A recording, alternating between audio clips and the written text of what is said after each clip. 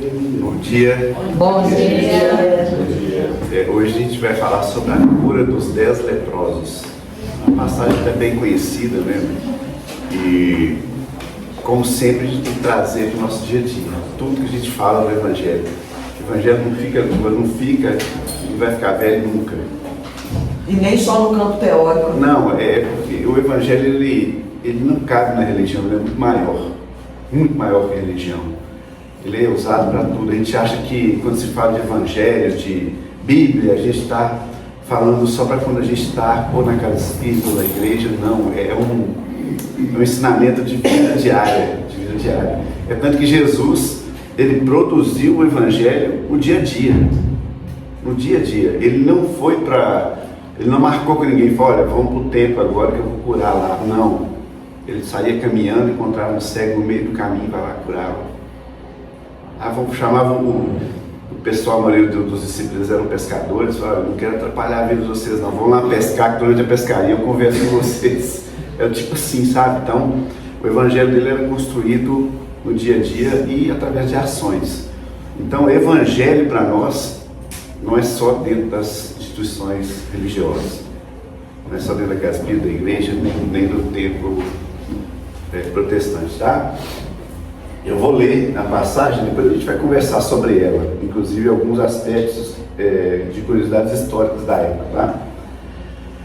E aconteceu que, indo ele a Jerusalém, passou pelo meio de Samaria e da Galileia, e entrando numa certa aldeia, saíram-lhe ao encontro 10 homens leprosos, os quais pararam de longe. Olha, tem umas coisas interessantes aqui já, hein? E levantaram a voz dizendo: Jesus, mestre, tem misericórdia de nós. E ele, vendo-os, disse-lhes: ide e mostrai-vos ao sacerdote. E aconteceu que, indo, eles ficaram limpos. Um deles, vendo que estava são, voltou e glorificando a Jesus em voz alta, e caiu a seus pés com o rosto em terra, dando-lhe graças. E este era samaritano. Olha o samaritano de novo aí, gente. E respondendo Jesus, disse: não foram 10 os limpos? E onde estão os outros 9? Não houve quem voltasse para dar glória a Deus, senão este estrangeiro? Ele fez essa pergunta em voz alta, porque os discípulos estavam em volta dele, né? E disse: levanta-te e vai, a tua fé te salvou. Ponto, acabou aí a passagem. Curiosidade: havia uma certa rincha entre os judeus e os samaritanos, porque os samaritanos eles tinham uma crença praticamente politeísta. Então os judeus julgavam os samaritanos como impuros, porque eles comiam coisas que os judeus não comiam. Havia também uma rivalidade em relação onde deveria se orar naquela época. Os samaritanos acreditavam que era no alto do monte, inclusive construíram um templo no alto do monte. Os judeus acreditavam que tinha que ser só em Jerusalém. Então tinha toda esse imbróglio na época, e eles consideravam mesmo os samaritanos impuros.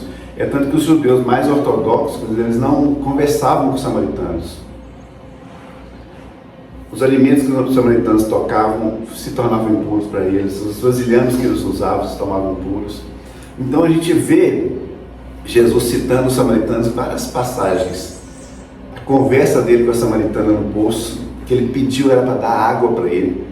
Olha só, além do vasilhame que ela usava para colher, ele ainda pediu a água. Ela perguntou para ele assim: mas por que você acha que você, como judeu, está me pedindo para te dar de beber? Se os judeus não acreditam que a gente é impuro e não bebe, não toca nada, a gente, entendeu?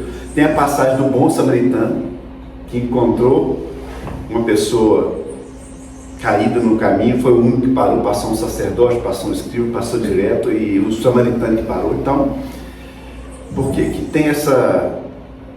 Ele frisa bem essa questão dos samaritanos, porque ele fala que ele veio para os doentes, não para os sãos.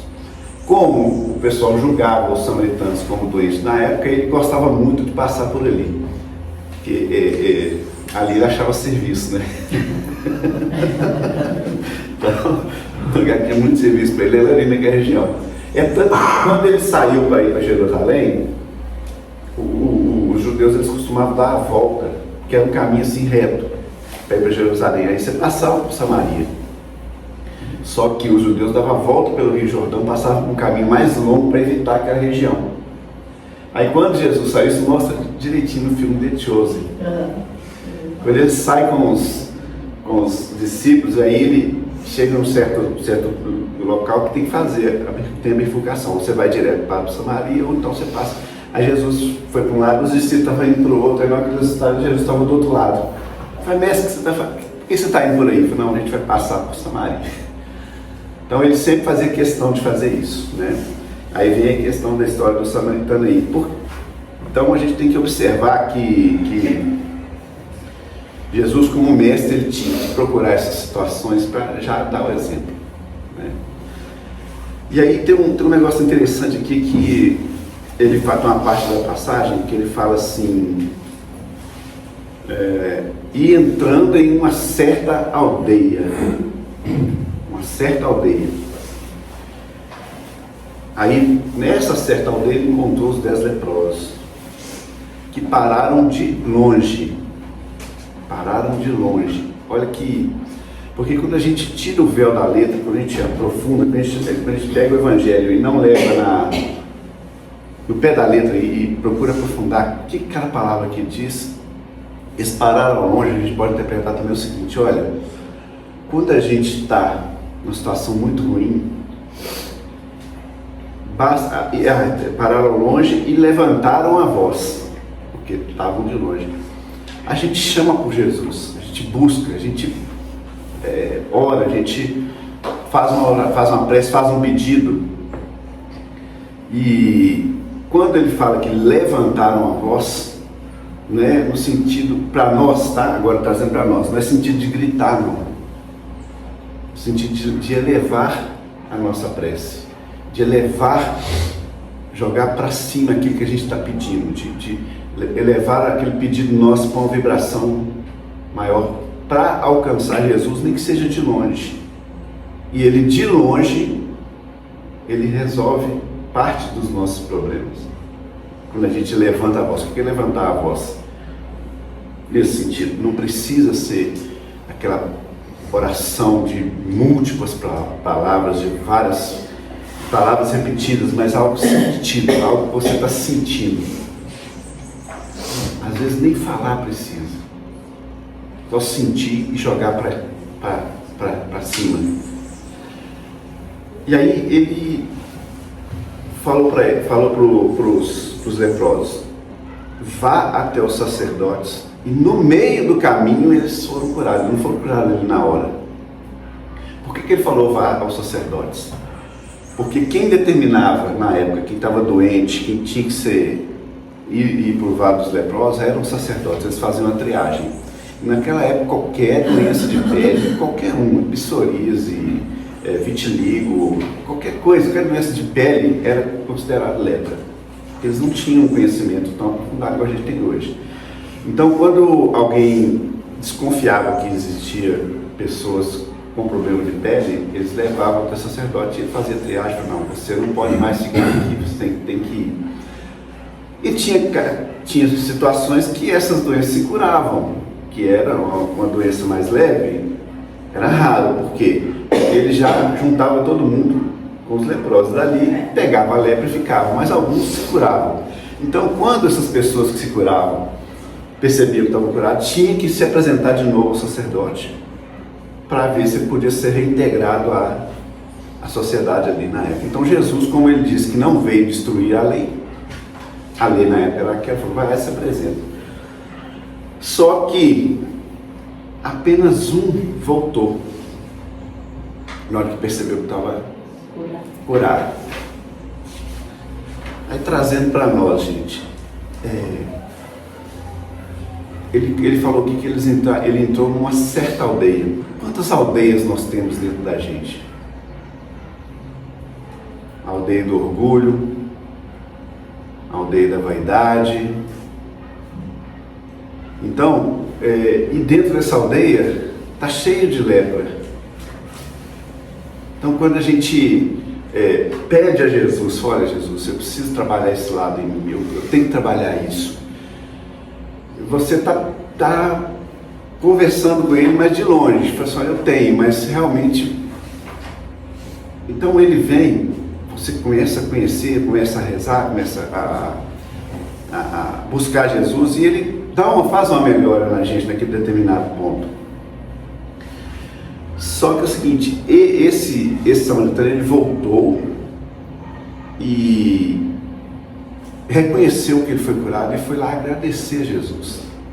Olha que movimento interessante, porque ele foi curado de longe, mas quando ele voltou, ele se ajoelhou aos pés de Jesus, se rendeu. Esse ajoelhar, cair de rosto ao chão, é uma metáfora tipo assim, eu me rendi ao que esse homem fala, às diretrizes que ele passa para a gente, tá? E no livro Irmão X, do Irmão X, chama Lázaro Redivivo, no capítulo 7, vou pegar aqui, ele detalha como que foi um pouco do diálogo desse samaritano com Jesus. Porque aqui na passagem fala só que ele voltou vou ler aqui o que ele falou. Olha que interessante, gente. Ele falou assim, ele encontrou com Jesus, né? E Jesus perguntou para ele, fez aquela pergunta, cadê os outros 9? Aí ele falou, dos outros leprosos que se limparam em minha companhia, esse é o samaritano falando para ele, não posso dar notícias, sei apenas de mim que voltei, não a serviço dos homens, mas em tarefa gratulatória, veio por livre espontânea vontade, revelando-me aos companheiros de luta, para que procurem o Senhor, não como doentes, e sim na qualidade de cooperadores fiéis. Então, ele também sentiu necessidade de servir de exemplo para os outros, porque quando a gente procura Jesus como doente, ele traz para a gente um alívio. Mas quando você volta como companheiro de luta, tá? Eu vou dar um exemplo, aqui na Casa Espírita acontece muito isso. Não só na Casa Espírita, tá, gente? Todos os tempos religiosos. Às vezes a pessoa está na dificuldade, vai lá, procura, vai à missa, vem a Casa Espírita várias vezes, aí recebe aquele alívio. Opa, graças a Deus. Aí para de ir. Entendeu? Agora, tem pessoas que recebem esse alívio, que recebem essa bênção e permanece. Tá? Mais de 90, vou colocar 99% de quem é tarefeiro num tratamento espiritual, na casa espírita, chegou como doente. Eu fui assim, tá? Chegou como doente. Não quer dizer que eu estou curado, não, gente. Ainda tem muita doença para trabalhar. Tem muita coisa ainda. Mas aí, aquilo que estava mais agudo na época, a gente frequentava aí todo dia, só domingo que era de 15 em 15 dias, mas o resto da semana, todo dia tinha tarefa e estava lá em cima. Aí a gente acabou gostando da coisa e ficou. Então, acontece muito isso, às vezes tem aquela pessoa que vem na necessidade, recebe, vai embora, não aparece mais, aí a necessidade apareceu de novo, ela volta, recebe de novo, porque, gente, não existe esse negócio, eu vou lá só quando eu preciso, e da próxima vez que eu for não vai. Não, sempre que vier vai ter o alívio, vai ser ajudado, vai ser curado, tá? Aí tem aquela palavra no final que ele falou assim, que ele falou com o samaritano, a tua fé te salvou. Qual que é a diferença de cura para salvação? Alguém pode me ajudar nesse sentido aí? Salvar quem não vai ficar doente, não. Isso aí. Libertou, a pessoa salva para liberta. Isso aí. Então, existe essa diferença. Porque quando você só cura, você tratou o sintoma. Tá? E pode adoecer outra vez. Mas a causa da doença não foi tratada, só o sintoma. Uma alergia.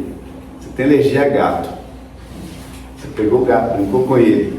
Ai, empolou todo, vai lá e toma um antialérgico. Melhorou. Você for lá e brincar com o gato de novo, o que vai acontecer? Não vai dar alergia? Então, é isso que a Flavinha falou. Quando existe a salvação, é sinal de que daquela doença a pessoa não vai padecer mais. Quando eu falo doença aqui, gente, a gente tem que entender que não só doença física, mas daquele comportamento, malsão, aqueles hábitos que fez com que a pessoa ficou doente, a pessoa não vai acontecer mais. Isso é salvação, a diferença de cura para salvação. Que a proposta de um tratamento espiritual, igual a gente fala aqui no domingo, na sexta, é essa. Você vem, sempre, o ideal de uma casa espírita é, antes do passe, antes do tratamento, ter isso aqui que a gente está fazendo. Uma conversa, exposição do Evangelho, explicar, conversar, tentar trazer para o nosso dia a dia o que isso quer dizer. Porque o tratamento acontece aqui dentro, aqui que acontece o tratamento. Lá é a cura, aqui é o início da salvação. Por quê? Porque a gente escuta um monte de coisa e aí a gente tem aquelas 10 lepras na gente. Você vou trabalhar, pelo menos essa lepra aqui eu vou curar, vou salvar, vou me salvar. Então esses 10 leprosos podem ser interpretados dessa forma, porque Jesus, ele não tem pressa, Deus não tem pressa com a gente tem que ter pressa, mas ele não tem. Se você se propor a tratar um item, uma doença, que você tem um comportamento malsão, está ótimo, já é evolução. Mas se você der conta de fazer mais, melhor ainda, né? E ele tem paciência. Quem lembra da passagem do filho pródigo, que pegou, pediu o pai, sei que você está vivo ainda, mas me dá na parte da herança aí que eu preciso conhecer o mundo. O pai dele falou, não, está aqui, sua parte. Ele foi lá, fez, aconteceu, e aí voltou. E o pai recebeu do mesmo jeito, com o maior carinho, com o maior... Assim é Jesus e Deus com a gente. Sempre que a gente precisar, eles vão estar. Não existe aquela passagem, pedis e obtereis, bateis e será aberto. É assim. Mas o que você faz depois que você obtém? O que você faz depois que abre? Isso que vai determinar se você vai ser salvo ou se você vai ser só curado. A cura, gente, vai acontecer sem você pedir. Mas a gente tem que buscar a salvação. Porque a salvação é bagagem espiritual. Que caixão não tem gaveta. Que você vai levar para o outro plano eu estou falando salvação porque é uma palavra, é a salvação, é aquilo que você conseguiu resolver nessa vida, você vai chegar lá na sua bagagem, fala aqui, o que eu consegui resolver nessa. Isso vai ser sua credencial, vamos dizer assim, entendeu? Porque lá no plano espiritual a gente é reconhecido por meritocracia, existe hierarquia, então a hierarquia que existe no plano espiritual é através da meritocracia. Você não precisa se apresentar. Quando as pessoas batem o olho, já sabem quem você é, o que você deixou de fazer. Não tem um juiz, não tem nada, é a gente mesmo. É tanto que a gente se atrai para perto daqueles que têm um comportamento parecido com o da gente quando a gente desencarna. Tá? E a gente reconhece também pessoas que têm um comportamento menor e tem um comportamento maior, dá para ver. Tá? Então, essa bagagem espiritual, essa mochila espiritual, quando a gente vai viajar, a gente leva uma mala, a gente enche de roupa, acessórios e leva a mala para viajar. Quando a gente desencarna, a gente leva uma mochila, porque ninguém aqui dá conta de encher uma mala de benefícios espirituais para o lado ainda. consegue pôr uma mochilinha nas costas, chega lá com a mochila. Porque nós estamos a caminho. Nós temos 10 lepras, a gente consegue curar uma. Às vezes é só uma bagagem de mão. Nossa, olha. Necessário. O necessário é a sacolinha do BH, né? Sacolinha do BH. A sacolinha do BH. Então, o mais importante é levar alguma coisa. Chegar lá de mão banana é chato. Nem que seja a sacolinha do BH mesmo, sabe? Então, é isso. Essa questão dos 10 aí, a gente tem que interpretar dessa forma. Eu tenho, em cada aldeia minha, eu tenho pelo menos 10. Pelo menos, esse eu estou vendo, tem mais, gente. Então, qual aldeia que está mais fácil para eu mexer? Qual que eu tenho que mexer? Qual que eu preciso de mexer ali? Quer ver outro exemplo da aldeia? Quando ele cura, ele faz a cura, acho que é do cego. Ele vira e determina para ele, fala assim, a sua fé te curou, mas não torne a entrar na aldeia. Não torne a fazer aquilo que você costumava fazer antes de ficar cego, por exemplo. Entendeu? Tem essa questão da aldeia. Então, gente, é muito gostoso quando você pega cada palavra aqui e vai sentindo o que essa palavra pode significar para a gente. Eu vou colocar bem entre aspas, eu vou falar aqui. O evangelho deixa ser chato. Porque às vezes, né, a gente lê aquilo ali na íntegra e fala assim, nossa senhora, puxa vida, o que é isso aqui, gente? Essas palavras aqui e tal. Se levar ao pé da letra, fica até esquisito algumas partes, né? Fica até estranho. Porque quando ele fala, se seu olho for motivo de escândalo, arranca-o e joga fora. Pensou levar isso ao pé da letra? Tá todo mundo lascado. A né? mão também. A mão. E tem lugar, tem países que até pouco tempo tinha essa lei. O sujeito roubou e vai lá e corta a mão. Quer dizer, está cumprindo a lei da Bíblia, a lei de Moisés. Não é assim, né, gente? Então, por isso que, quando Jesus disse que ia mandar um consolador prometido, ele falou isso. Ele trouxe a doutrina como consolador. Para quê? Porque quando a gente olha a nossa vida sob a ótica da reencarnação, a gente percebe que tem muita coisa que dá para ser resolvida. Quantas vezes na reunião mediúnica a gente recebe os companheiros aqui, um companheiro vem falando que está arrependido, que não queria matar, que não queria fazer aquilo naquela hora, que você sente aquele arrependimento, porque a pessoa, principalmente quem comete suicídio, né? Mata e comete suicídio, chega duplamente prejudicado lá de lá. Então, quando essa pessoa consegue falar, gente, você percebe uma dor no coração. Por quê? Porque ele acha assim, puxa vida, o que eu fiz não tem mais jeito, não tem mais reparo. E tem muitas religiões que ainda acreditam nisso hoje. Acredita que ou você vai ficar no céu, tocando a harpa para sempre, ou você vai ficar ardendo no fogo do inferno para sempre. Olha que coisa horrorosa, né? Às vezes a pessoa num ato de, passou a vida inteira praticando bem, num ato de desatino, vai lá e no trânsito dá um tiro e mata alguém. Estou falando que está certo, não está errado. Mas foi um ato de uma vida inteira. Aquele ato não é a pessoa. Você está entendendo? Então, de acordo com algumas religiões, aquele ato passa a ser a pessoa para o resto da eternidade. Então ela não tem mais como voltar atrás. Então quando você pega e fala para um companheiro e diz, olha, calma, você está aqui reconhecendo o seu erro, você reconhece o seu erro, isso é importante, que é o arrependimento, né? Você está arrependido, mas tem jeito de resolver, você vai ter como pagar isso daí. Gente, abre uma luz para essa pessoa. Aí eu pergunto, mas como que eu vou pagar? Tem como? Tem. Porque quando a gente vem para a encarnação, gente, a gente vem com várias dívidas. A gente vem com a mala cheia de dívida. Não, boletos espirituais, né? Não, carnezinho de boleto. Só que é o seguinte, você não precisa pagar todos. É claro que se der, ótimo, mas você escolhe um Faz igual a gente fala lá na vida, pega aquele monte ali, sorteio, faz esse mês, Esse mês é esse. esse mês, esse foi contemplado.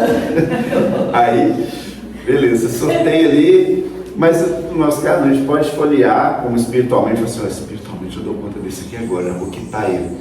Só que a gente não vem com boleto que a gente não dá conta de pagar. Tá? É assim, a gente não vem com dívida que não dá conta. Então, Antônio, quer dizer que eu consigo resolver todos os meus problemas nessa encarnação? Que veio comigo para essa encarnação? Sim, é possível. A gente veio com a capacidade. Com a capacidade e com a programação para isso. Meu jugo é leve, meu fardo é suave.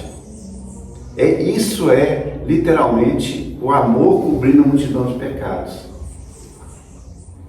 Aí quando você fala para um irmão desse, assim, olha, não acabou não. Você desencarnou, mas não acabou. Fique aqui com a gente que a gente vai te mostrar como que vai ser o plano, como que vai ser a programação para você quitar essa dívida. Ah, mas eu não dou conta, eu vou errar de novo. Eu sei que eu vou errar de novo. A palavra sempre é essa, viu, gente? Quando a gente comete algum erro e a gente fica se autoculpando, a primeira palavra que vem na nossa cabeça é assim, eu não dou conta, porque eu sei que eu vou fazer de novo. Eu sou ruim, eu sou isso. Essa tal de autoculpa é autoflagelo, é o pior que existe, porque você não abre campo para entender que você dá conta que aquilo não é você. Foi só um ato de, em várias vidas se cometeu e ali, né, às vezes, aí a gente explica, fala, olha, você vai fazer assim, assim, assado, vai ser traçado um plano, aí vai ser analisado se você dá conta ou não, se você vai ter dinheiro, se você vai precisar usar o cheque especial ou não, mas vai ter dinheiro na conta para você pagar. Aí a gente vem com os boletos e o dinheiro na conta. Só que a gente gasta esse dinheiro de outra forma. Não paga o boleto. Né? O mundo traz um monte de coisa para a gente jogar o dinheiro em outros... As distrações. As distrações, entendeu, gente? Então, esses 9 leprosos, tem também notícias, tem livros, obras espíritas que contam que a lepra voltou. Esses que não voltaram para agradecer. Ah, foi castigo? Não foi castigo. É porque eles voltaram para a aldeia. Eles voltaram a fazer as mesmas coisas que eles faziam.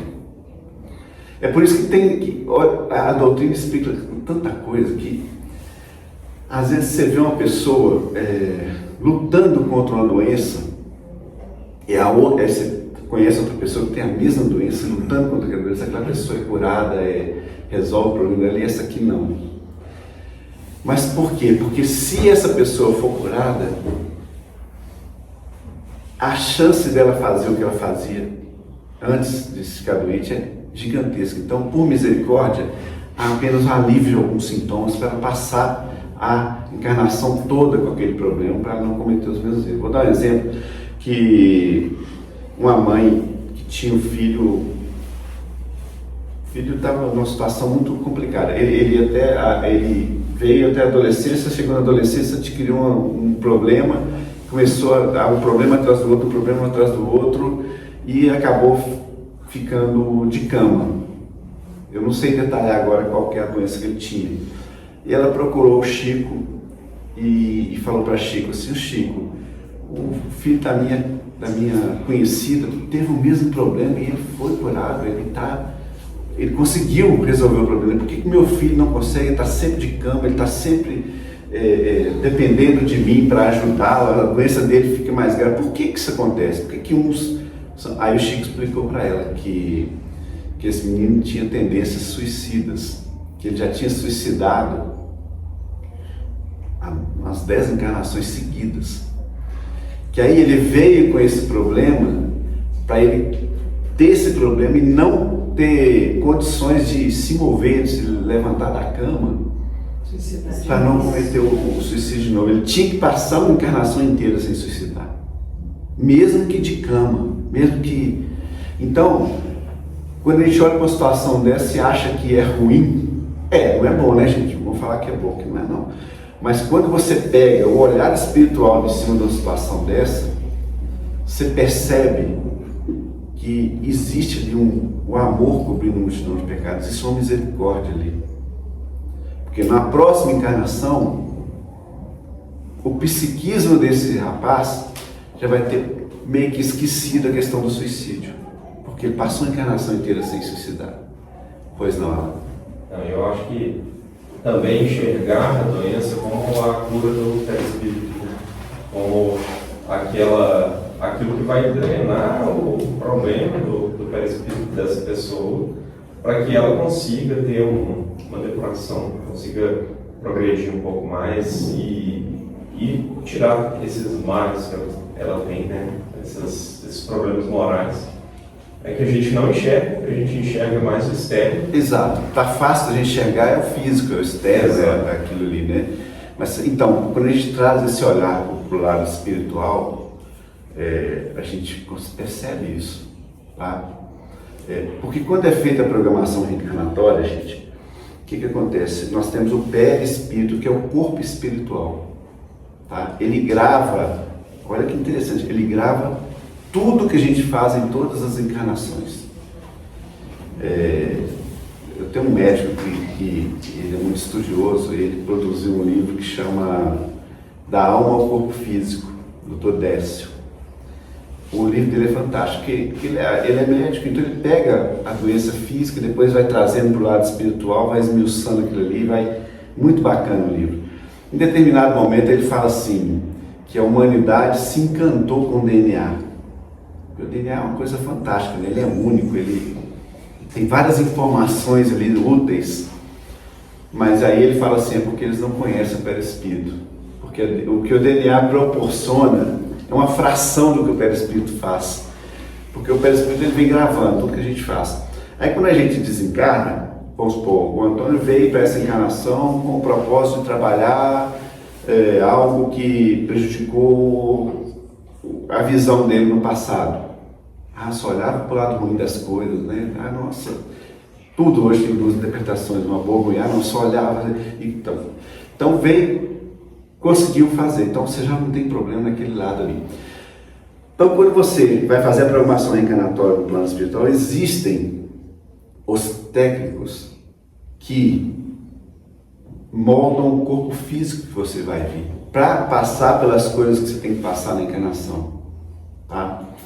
Por exemplo, você matou, assaltou e bateu, e aí fala assim, não, tem que vir sem o braço para não fazer isso mais. Só que na hora de fazer a programação está escrito lá, está lá no perispírito, olha, o problema dele, se ele vier sem o braço, ele vai ter uma debilitação. Só que eles percebem, eles analisam e falam assim, mas ele não vai dar conta de ficar sem o braço. Isso é muito pesado para ele. A gente pede, você acredita? A gente pede, não, mas eu quero ir sem o braço para eu resolver. Mas não adianta você ir sem o braço, você não vai dar conta, porque você tem outras coisas para fazer. Então vamos colocar uma delimitação aí, vamos em determinado momento você ficar com o braço paralisado, um AVC, você vive um pedaço da vida com o braço, no outro você... Não acontece, gente, quando a gente sofre AVC, às vezes acontece de ficar com o lado paralisado. Então, tudo isso é analisado no perispírito, não tem nada assim determinante a não ser o perispírito. Então, quem determina o que a gente vai ser na próxima encarnação é a gente mesmo, com as nossas ações. Tá? Então, esse exemplo dos 10 leprosos traz para a nossa vida, presta atenção, traz para a nossa vida. Porque a gente consegue perceber, se a gente fizer a análise bem feitinha, com a gente mesmo, não precisa contar para ninguém não, que está do lado não. Gente, onde que é meu calo, meu calcanhar de Aquiles? Onde que eu sou mais fraco? Qual que é a minha fraqueza? Qual que é a minha lepra principal? Você consegue tentar mexer. Esse é o grande propósito. Às vezes a gente acha que veio para a encarnação para resolver um monte de coisa. Não, tem uma principal. Se você conseguir resolver aquela principal, você já chega melhorzinho do lado de lá. Já vai com mochila, não vai com sacola mais. Tá? Então, essa questão da aldeia. Observa qual que é a aldeia que você está mais fragilizado. Ah, é a aldeia da... Vou usar a bebida aqui, né? É a aldeia do alcoolismo? O meu fraco é isso. Quando eu bebo, eu fico virado no giraia, né? Eu ser uma entidade que... Né? Então, deixa eu tentar trabalhar isso aqui. O que você vai fazer? Evitar de passar, evitar de ir no boteco, evitar de onde tem bebida. Não entre na aldeia, senão lá você vai. Eu dei esse exemplo para ficar fácil, gente. Não estou condenando ninguém, a doutrina não condena ninguém, é só informa, tá? Então, pensa nisso. Minha aldeia é o palavrão. Eu não consigo falar 10 palavras sem falar um palavrão. Essa é uma aldeia. Entendeu? Aí você determina e fala, olha, quantos palavrões? Começa a contar. Já começa a contar. Hoje eu falei mais de 100. Então, peraí. Amanhã eu vou tentar falar 80. Já é um caminho. Então, assim, identifique em você mesmo quais são as suas aldeias e o que você consegue fazer. Mas aí, é aquele negócio. Não fique só com a cura. Busca a salvação, né, em relação àquilo ali. Não só a cura. Tá? Por que eu gosto de falar palavrão? Eu consegui falar só 80. Mas procura saber por quê. É para me sentir... inserido no meio onde eu estou, o pessoal gosta de falar, se não falar você está chato. Procure saber a causa. Isso é buscar salvação. A raiz do problema. A raiz. E às vezes a raiz não é a paciência também, a pessoa não tem paciência. E aí qualquer coisa que acontece, aldeia, ele fala e solta exatamente. Um palavrão, né? Você buscou uma aldeia aí. Tá bom, tá vendo, gente? É bom. Realmente isso aí tem que observar. Olha, eu explodo fácil, deixa eu ver então. Um exercício, a contar de até 10? Não, conta, até 30, 50.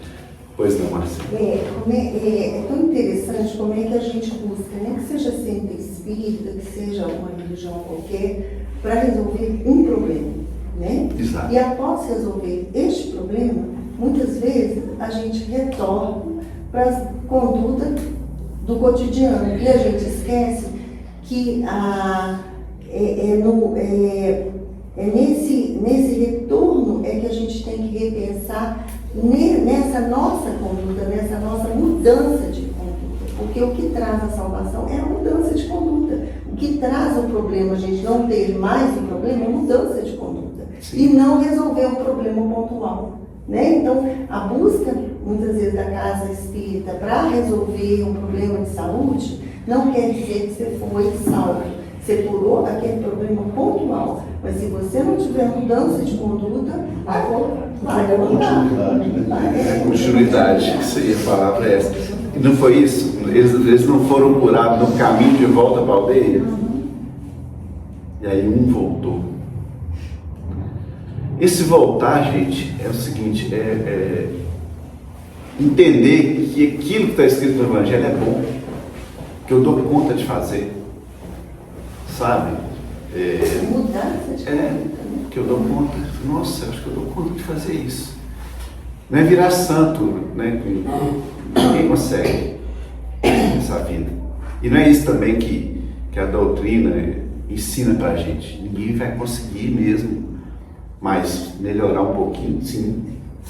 Uma viagem de 2.000 quilômetros, se você não levantar da cadeira e der o primeiro passo, você não faz a viagem. Né? Eu tenho que ir a Belo Horizonte agora. Se você não sair da sua cadeira, caminhar em direção ao carro, você não vai a Belo Horizonte só no pensamento, fica só na vontade. A efetivação da coisa não acontece se você não se movimentar. Por isso que se chama oração. É orar e agir. Essa passagem de buscar e bater, buscar e obtereis, batei e abrir e será aberto. É só verbo. Buscar, bater. Tem muitas religiões que tratam Jesus como o verbo prometido, porque Jesus era ação. Só ação. Ele agia. nunca escreveu nada, ele sempre fazia, para servir de exemplo. E esse samaritano que voltou, na conversa aqui que eu li do livro do irmão X, que chama Lázaro Redimido, capítulo 7, ele falou assim: eu voltei para servir de exemplo para os outros 9 através da ação ao seu lado. Ao seu lado. Entendeu? Então, é possível a gente curar as nossas lepras. E o interessante é que ele pode escolher a mais fácil, né? Ninguém está pedindo para ele escolher a mais difícil. Existe esse... Assim como a gente tem o livre-arbítrio de gastar o dinheiro que a gente vê para pagar os boletos com outras coisas, você pode pegar o boleto mais baratinho e falar assim: vou pagar esse aqui para mim continuar com a reservazinha, vou pagar ele. Apagou. Pegou aquele boleto e já jogou ele fora.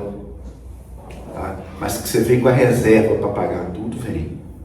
Essa reserva vem. É tipo, você começa com o mais simples. Isso. E aí vai do mais simples até o mais difícil, porque aí nesse caminho você vai ganhando força, maturidade, para quando chegar a prova difícil, você está preparado. Exatamente. Você falou uma coisa interessante, Cris. Você começa com o mais simples, você costuma fazer.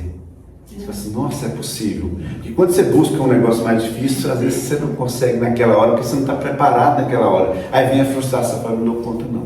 Vou largar esse tempo de espiritismo para lá, vou parar de ir na igreja, porque eu não dou conta. Por quê? Você buscou muito. Você se cobrou muito. Gente, não precisa se cobrar muito. Vai de pouco em pouco, de passo em passo, para a gente conseguir chegar. Sim. É igual a amar, né? A gente começa a construir o amor pelo comportamento, que é o visível. Sim.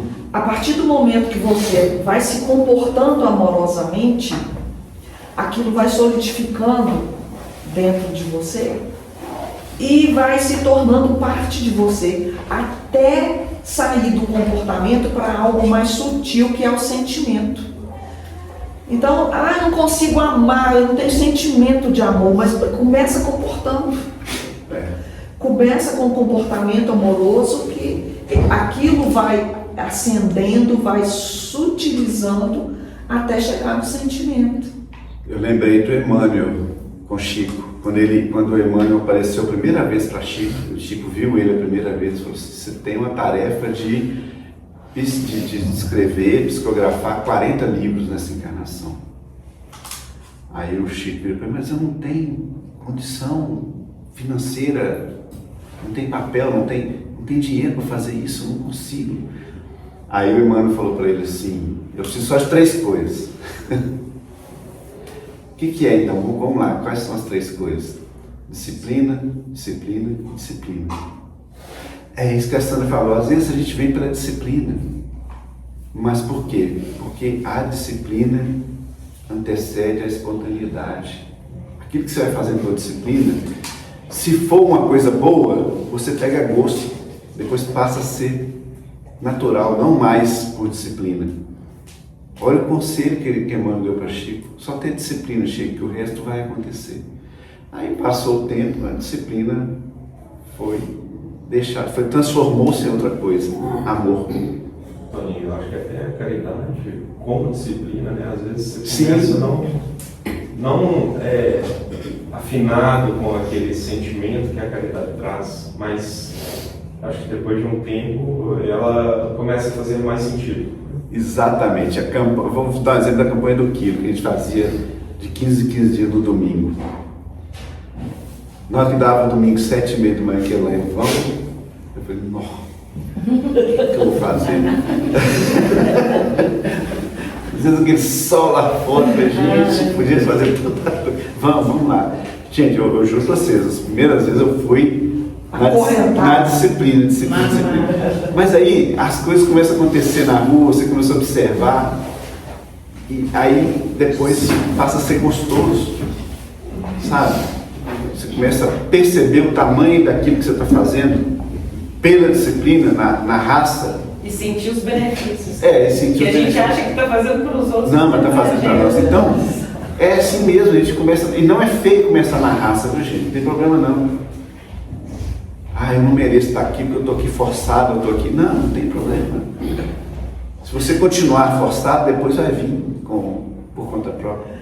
E isso se aplica em todas as áreas da nossa vida. Em todas as áreas. Sim. Não tem uma área específica, não. Por exemplo, quando você se propõe a manter o seu ambiente limpo e organizado, é chato.